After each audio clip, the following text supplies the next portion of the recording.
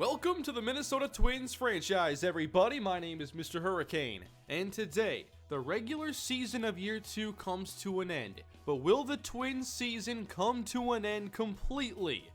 The Twins have been in the playoff hunt this entire season, but they find themselves 3 games out of a wildcard spot with 3 games remaining. Making it to the playoffs would require a 3-game sweep of the White Sox, the Rangers losing their last 3 games, and the Royals losing 2 out of their last 3 to force a tie. So, the odds are not in the Twins' favor, but all we can do is go out and try to beat the White Sox 3 times, and hope this season will continue. It's already been a year that's gone beyond my expectations, but whenever you get this close, you're not going to be satisfied missing out on the postseason. The Twins face Michael Kopech, who was one of the players acquired in the Chris Sale trade. The White Sox hope he's a big part of their future. Getting started here against Yunel Escobar, and the 0-2 pitch is skied into right and caught by Andrew McCutchen. White Sox again in last place here in the Central, but plenty of talent to keep an eye on for the future, as Joe Mauer laces a single to left for the Twins' first hit. And off the disabled list and back for the end of the season, we have Miguel Sano batting cleanup. And there is some 100-mile-per-hour heat from Kopech, full count, and eventually he loses him. And that's a walk to put 2 aboard for the Twins with 2 down. This is Max Kepler, who hits a ground ball softly to the right side, and the inning is over. So the Twins, needing 3 straight victories, start things here with Ervin Santana, making his 31st start. Here is Andrew McCutchen, who has been very good in his first year with the White Sox, trying to get that average up to 300 before year's end, but Yunel Escobar makes the play over at third base. Then Jose Abreu, another power bat. Full count from Santana, and the slider is looked at for strike 3. Good first inning for Santana. Let's go into the second now. Eduardo Escobar getting another start as he drills a single to the right side for a base hit. Followed up by Jason Castro, whose offense has been really quiet this year, but he follows up that hit with another. 2 aboard again for the Twins, but 2 down, as Byron Buxton tries to bring home the first run. Buxton 1-2, and the fastball too hot to handle. Kopech's fastball was definitely his best asset early on. Bottom 2 for the White Sox, and Santana gets another strikeout. Then Melky Cabrera with 1 down. He gets jammed a bit. Deep third base, Escobar going back, and it falls in for a blooping single. White Sox trying to get something going. They have Yoan Moncada, who was the prize prospect they got in that Chris Sale deal, but Moncada also strikes out. John Jaso then with 2 strikes. He also strikes out as Santana sets down the side. We then go through a couple innings a little bit quicker here, as the White Sox do end up with a sacrifice fly from Tim Anderson, but the Twins follow that up with an Eddie Rosario home run. So we're right back where we started with a tie game. Yunel Escobar, average sitting right at 300. With Buxton on first, he's always a threat to take off as Buxton steals another base. He is sadly one of the only players on this team that you can count on to steal a bag. Escobar unable to move him to third base, so it's up to Joe Mauer now. He's had a decent hitting year and puts a jolt behind this fly ball, deep left center field, and to the track it is caught, allowing Buxton to move up 90 feet. So here's Miguel Sano back, and the Twins need a run. With 2 down, Sano comes up empty and misses again. Back-to-back 98-mile-per-hour fastballs, and Kopech gets another strikeout. Bottom 6 here for the White Sox, and it's McCutchen up. Santana gets ahead, but McCutchen drills a line drive into center field for a base hit. Then they get Tim Anderson up. McCutchen looks to steal second, and Jason Castro throws him out. I was a little surprised they sent him there, but it was a close play. With 1 down, Anderson then strikes out with a changeup low in the zone. Let's go into the 7th now. Twins want to break this tie as Escobar turns on a pitch, sends it to right center, and that is also caught. Back to the top now. It's Byron Buxton with 2 away. Buxton puts one on the ground and sneaks it past short, giving the Twins their speedy base runner on board. Escobar's up next, and he gets jammed on the inside pitch, and that ends the inning. Lackluster offense yet again. We've seen so many games go like this for the Twins this year. We turn things over to the rookie, Jake Reed. Reed having a great season that has him in Rookie of the Year conversations, but he drills Cabrera here. It looked a little strange, almost like it hit the bat, but they call it a hit by pitch. 1-2 to the next batter, and that time he doesn't miss. The slider nails the corner for a strikeout, and then John Jaso. He lays off the fastball, but Reed gets him on the circle change. It's right down Broadway. You gotta swing at that. Reed has been very reliable for the Twins this year, and I feel great about him moving into the future. 0-2, there's another strikeout. The righty continues to set down batters with ease. Top 8 for Minnesota. Miguel Sano is back up, and this is drilled past second all the way to the wall. That's not your average ground ball, as it ends up with a stand-up double. The Twins, though, have to get some speed on the base paths. These base runners have been hard to come by, so Nico Goodrum into the game, and a fly ball sent by Max Kepler. Not deep enough, and Goodrum will not tag. So Jorge Polanco with 2 away. Soft ground ball, slowly rolling to second base, and the inning again ends for Minnesota. They need this win, but they just can't produce the runs. Back to Andrew McCutchen now, already 2 singles on the day. Reed, facing the veteran, gets him out in front of the circle change and puts him away with just 3 pitches. Fastball ends this at-bat. We go to the 9th now, still tied at 1. Deep line drive here from Rosario, and that is caught in the gap. Twins just can't find any open space. Escobar next, and he goes the other way past third base. This will be held to a single, but it's at least something for Minnesota. Byron Buxton singled his last time, but he won't follow it up with another one.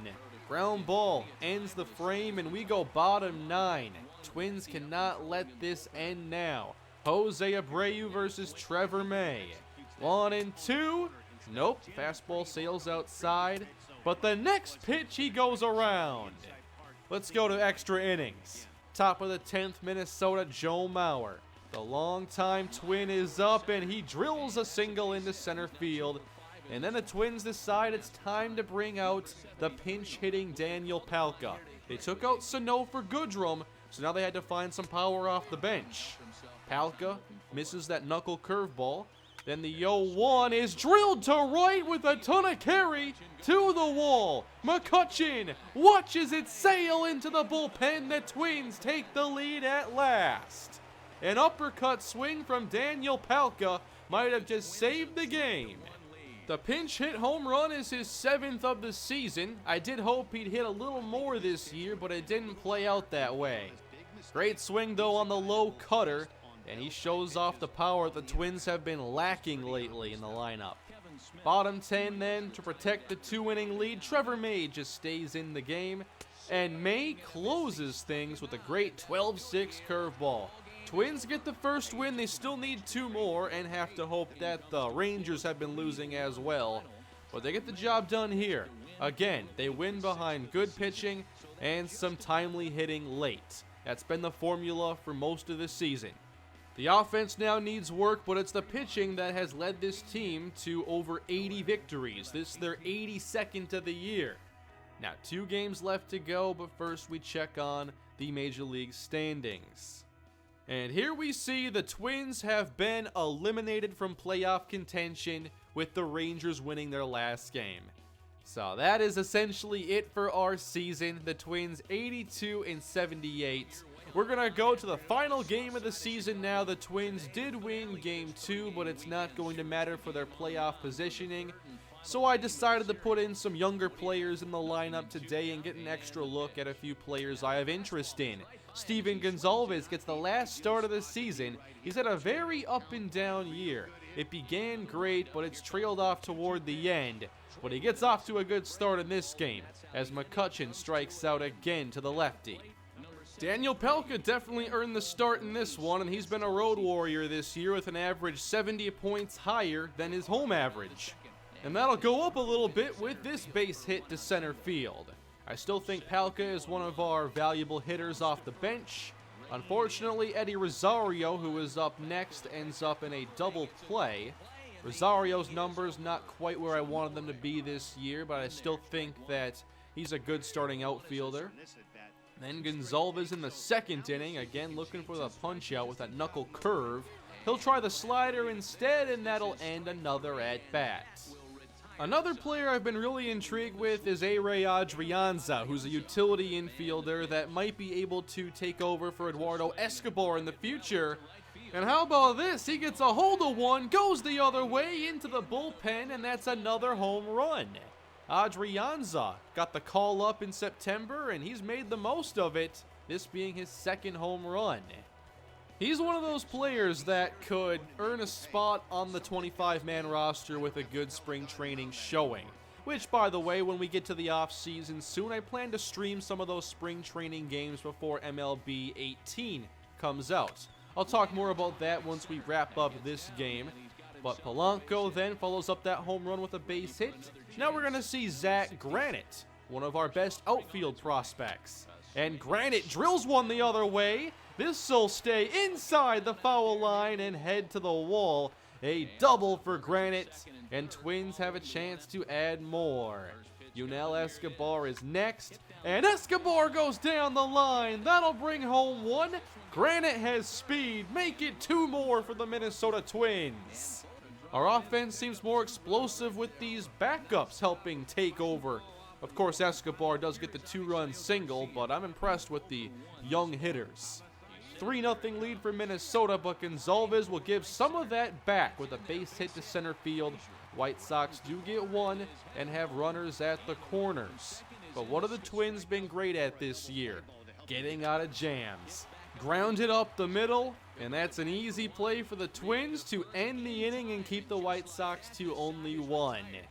Let's go back to Daniel Palka. I wanted to see him get as many at-bats as he could. Another great pitch to hit, drilled to center, and there's the power as he clears the center fielder.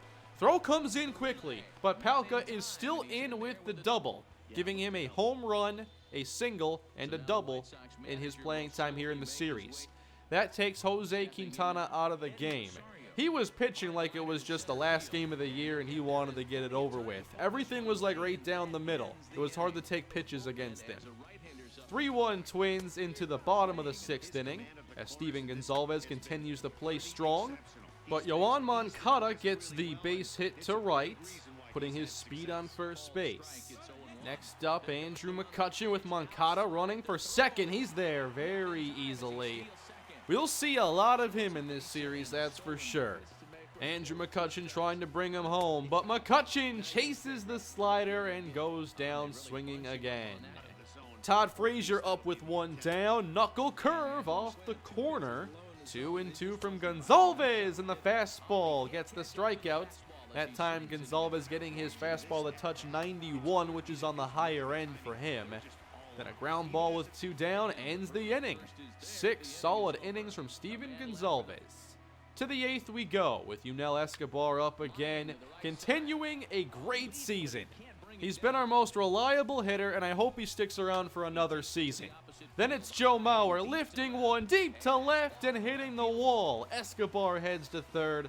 2 in scoring position now for the Twins. Can they put this game out of reach? Sanoa's up next, so you know they're going to intentionally walk him. But that puts the bases loaded for Daniel Palka. 1-2. Knuckle curve way outside. 2-2. Palka waves at the cutter and he strikes out. We still have a chance though. 2 down for Eddie Rosario, and he lifts a fly ball lazily into shallow left, and the Twins leave 3 on base. They still had that lead, however, and we'll take this to the bottom of the 9th inning. Glenn Perkins, maybe his last game as the Twins closer. If so, it ends with another save as the Twins do sweep the White Sox to finish the year with an 84-78 record. Remember, we went 60 and 102 in the first year. We made an improvement of 24 wins without any major free agent signings. In terms of money anyway, obviously Yunel Escobar was a free agent signing who gave us our highest average, but we haven't had to really break the bank to make this improvement. We still have the money in the future to add to this team, and my thought this whole time was that this upcoming offseason was the one where Twins could be aggressive buyers. We have Irvin Santana and Joe Mauer's contracts coming to an end, and the Twins will have the ability to add impact talent, whether it's for the pitching staff, which I think we could use a veteran there, or maybe it's to the lineup, because the offense certainly did not play well enough this year. But given the circumstances, I think an 84 and 78 record puts us a little ahead of schedule. We still have a lot of great prospects in this organization, many of them pitchers with A or B potential. Next year I expect we'll see Maxwell Fowler join the Major League team. Hopefully Nick Gordon is prepared to do the same. And I'd be shocked if there aren't at least one or two prized free agents that also bolster this roster. Maybe we can make a little noise in the AL Central next year. We came pretty close this year.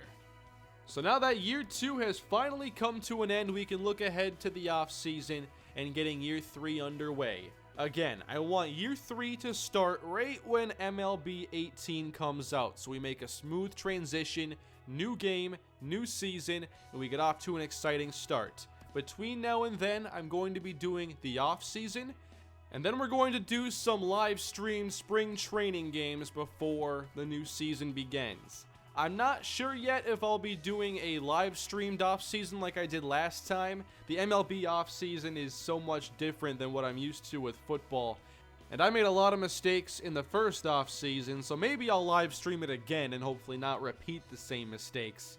But I just feel like the offseason takes a lot of focus, and sometimes all of the feedback coming in at once isn't the best way to handle it. But I'll decide on that here in the near future. I do have a Kalispell offseason coming soon, so I'm not sure exactly when I want to do this Twins offseason, but I definitely want it to be very soon because we're just a couple weeks away from MLB 18, and I want to make sure I have enough time to get some spring training in with a new team before transitioning. So I hope that you all are looking forward to the continuation of the Twins franchise. I know this second season took a very long time to get complete, but I am going to be doing more Twins content this year on MLB 18. I might be making the videos a little bit shorter. I'll probably be doing a lot of videos that are focused on series and not just one full game and then bits and pieces of others. I still like the idea of including in the prospect spotlight type of deals where I focus on players in our farm system. But it really all is going to depend on the team, and if we're playing well, I might focus less on the farm and go a little bit slower through the season. And if you have any feedback as to how the series can be better, more entertaining, or flow better, leave those down below in the comments section. I do want to improve some things before making episodes on MLB 18, and I want this to be a really great series. And I think this upcoming season is very important because we'll likely make our biggest moves, hopefully have our best roster, and I want to make sure that it's a very fun season and we get off to a good start. So thank you all for watching and supporting this Minnesota Twins franchise. We are just going through all the awards right now, and there weren't a lot handed out to Minnesota. We didn't have the best offensive year. I did think we played some pretty good defense, but winning a Gold Glove is pretty hard because you're always going to have some players that only had a couple errors this season, so no Gold Gloves for Minnesota. But maybe we can win some more hardware in Season 3 of the series. When it comes to this offseason, one of my main priorities is going to be boosting the offense. I do think we could bring Joe Mauer back, obviously on a very small short-term contract, but I'm not sure if he should be the outright starter. We could go out and sign a first baseman. Maybe Willie Ordonez is already prepared to take that spot. I'm sure he'll get that chance in spring training. But I think that we could use a middle infielder and a corner outfielder. I don't want to just sit and wait for hopefully Eddie Rosario and Max Kepler to give us the play that we're looking for if we have the money to go out and get a proven offensive outfielder.